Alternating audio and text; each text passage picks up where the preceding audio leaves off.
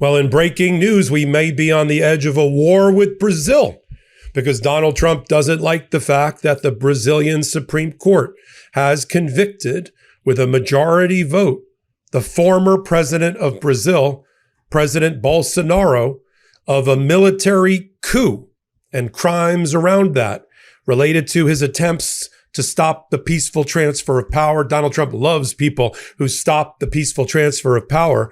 And now that we've got a conviction by the Supreme Court of Brazil, it's not going to be enough, apparently, for Donald Trump to impose 50% sanctions on Brazil, hurting the Brazilian people in the name of protecting his friend and buddy, the Trump of Brazil. It's not enough that he's imposed sanctions on the leading jurist, the leading judge, Judge Moraes, personally, even though he was just one of 3 votes, could be 4 votes to convict. We already have the majority vote in. That's not enough. Carolyn Levitt, the press secretary, in the middle of her presser on Tuesday, suggested that even the military could be used by Donald Trump because he sees it as a First Amendment violation, because they're putting a dictator and a coup leader in jail.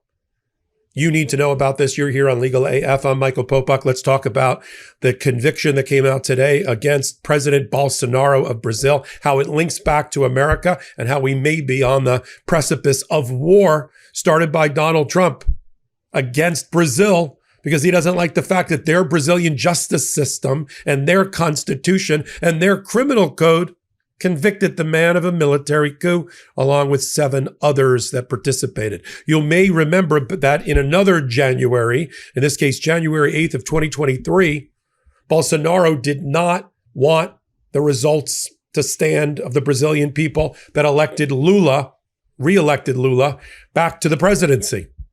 And he, taking a page out of his friend Donald Trump and Jan 6th, he had the military, along with other supporters, storm their capital, except the military there chickened out, left him sort of without any backup, if you know what I mean. And the people that were crawling all over the Capitol and breaking windows was not sufficient to stop the peaceful transfer of power. He was eventually arrested. He's been under house arrest without ability to contact the world through social media, which was another attack by Donald Trump that they're violating First Amendment rights. Look, I got news for Donald Trump. You barely know the U.S. Constitution. I am sure you don't know the Brazilian Constitution. And not every country has the same level of freedom of speech or First Amendment rights, especially for somebody awaiting trial for a military coup.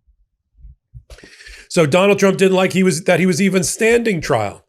And so first thing he did was go after the judge. Now, there's actually, in a Supreme Court setting in Brazil, there's actually a 5-judge panel. There's 12 total judge or 11 total judges, but there's a 5-judge panel that hears any particular case. It's a trial, even though it's the Supreme Court. It's not an appeal. It's the actual trial. And after a multi-week trial that apparently divided Brazil because he still has supporters, the votes have been coming in, and they count the votes that way. So the first one to vote with a 5-hour reading of his opinion or his basis, so we know why he voted that way, was Judge Moraes, the guy that Donald Trump put on a sanctions list personally. His middle finger back to Donald Trump is, not only am I voting to convict based on the evidence, but I'm going to give a 5-hour speech to tell you why. That was vote number 1. We've been watching the vote counting down in Brazil. Vote number 2 comes in. And then vote number 3 comes in. So we have 3 votes. There's 1 vote left. Watch for the pressure on Cristiano Zanin, because if that person votes to acquit, then Bolsonaro will get an automatic en banc, all 11-member review of the Supreme Court of his trial and of the trial verdict. But if Judge Zanin votes along with the majority, he's done. He's done. This is the last stop in the train.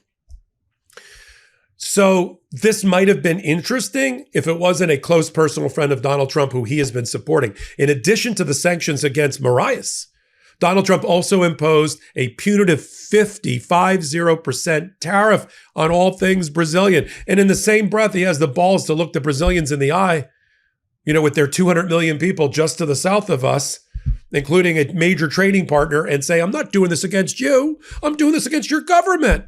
Yeah, tell that to people waiting in long lines and prices being destabilized because of a 50% trading tariff with the United States. Now, I'm sure Donald Trump would love to give Bolsonaro, with great fanfare, some sort of political asylum, but he's got to get out first. Bolsonaro has been working Costa Rica to try to get to Costa Rica, I'm sure, as a stepping stone to get to the United States, and then or in Costa Rica, go to the embassy, the U.S. embassy, and call for political asylum. And Donald Trump will give it. What kind of world do we live in that one dictator tyrant gives another dictator tyrant? And the dictator tyrant in the United States gives the one in Brazil safe passage and asylum. And then you've got, Carolyn Levitt, it pisses the shit out of me. Carolyn Levitt, who says during her press conference, I'm going to show you the clip now, we might be considering military means, depending upon the response, to protect First Amendment speech around the world. Show the clip. Freedom of speech is arguably the most important issue of our time. It is enshrined in our Constitution, and the president believes in it strongly. He himself faced censorship in his road back to this beautiful Oval Office here in Washington, D.C., so he takes this very seriously, as does, I know, the Vice President of the United States and the entire Trump administration, which is why we have taken significant action with regards to Brazil in the form of both sanctions and also leveraging the use of tariffs to ensure that countries around the world are not punishing their citizens in this way. And at the same time, the president is, while he's leveraging the United States to safeguard our interests abroad, he's also making sure that freedom of speech remains here in the United States of America. So I don't have any additional actions to preview for you today, but I can tell you this is a priority for the administration, and the president is unafraid to use the economic might, the military might of the United States of America to protect free speech around the world. That's America first. That's what Trump's supposed to be doing. He is supposed to be protecting First Amendment speech around the world. What about democracy around the world? What about civil rights and human rights around the world? What about not sending people to torture prisons in El Salvador around the world? What about supporting our global interests by funding global international aid? No, First Amendment. They're big on this First Amendment. I mean, I am too. I'm all for the First Amendment. But not everything rolls back to First Amendment expression in different countries and Donald Trump trying to be the protectorate of it. So what's going to happen now? Let's just talk about it. Bolsonaro is praying that Judge Zanin, in Brazil votes no on his conviction so that he can get back in front of the 11 judges or justices of the Brazilian Supreme Court. While Donald Trump, I don't know, he probably thinks we have a border with Brazil. I was going to say he's mass troops at the border, but warships are now going to be sent. Are we going to be shocked when Donald Trump diverts our resources and sends them off the coast of Brazil to signal the American hostilities have started? Trump, wake up. He was a dictator. He led a coup. It wasn't First Amendment expression. He took up arms against his own country and refused to have peaceful transfer. I know you don't think that's a thing, but that is a thing. And let's leave it to Brazil and their sovereignty to decide how their political laws and their First Amendment or whatever their version of freedom of expression is or is not. You've got enough problems doing your day job as the president of the United States. See the wreckage of the Trump administration in the first 9 months, domestically, foreignly, economically, and otherwise. Why don't you stick to that as poorly as you're doing it and not try to export your failed leadership to another country? How about that? I'm going to continue to follow it. The next steps by the Trump administration, the crazy midnight tweets by Donald Trump in support of Bolsonaro. Next, I'm sure he's going to call for Brazil to let the guy out and let him get to some sort of extradition to get him to America. Bolsonaro. They should indict. Here, how about this? Department of Justice, you've done crazier things under Donald Trump. Why don't you indict Bolsonaro? Why don't you indict Bolsonaro for something that you make up, like in all your other cases? and then use that to ask for extradition, then get him to the United States, and then give him political asylum. Try that. You've tried everything else. I'll continue to follow it right here on Legal AF. Take a minute.